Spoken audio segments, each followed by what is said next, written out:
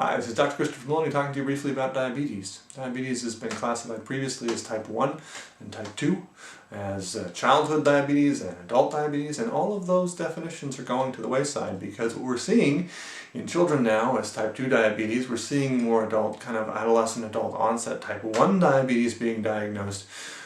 The processes are basically different in that the type 1 process, the inflammatory process, is really if you will, an autoimmune attack on the pancreas. And that autoimmune attack on the pancreas, to me, really involves some kind of cross-reaction happening. There's something else that's triggering this.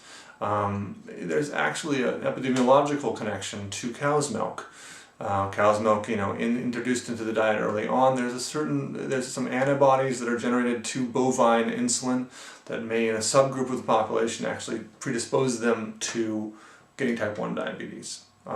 With a type 1 diabetic, you're really looking at minimizing autoimmune response and maximizing insulin production by the pancreas. And that really needs to be the focus. What I see overwhelmingly is that there's just a rush to insulin, and then kind of, in some cases that works great. Add the insulin in and the person's fine.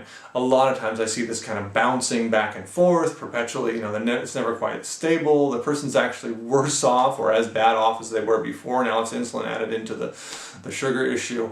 There's a lot of complications in the process of just dumping this into the system without doing more testing. I think we really need more testing in terms of the autoimmune diabetes. Now, type 2, or the model, is really an issue of cellular resistance to sugar. So if you're talking about blood sugar and you're trying to get blood sugars down, that's a lifestyle change. You need to change the lifestyle. You don't give the metformins and the glucophage, all of the drugs are fine.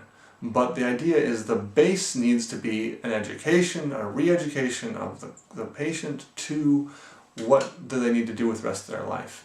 And without that, what I see overwhelmingly is a perpetual increase in the amount of insulin necessary to maintain blood sugar, and then even then we're seeing blood sugars rising up and up and up.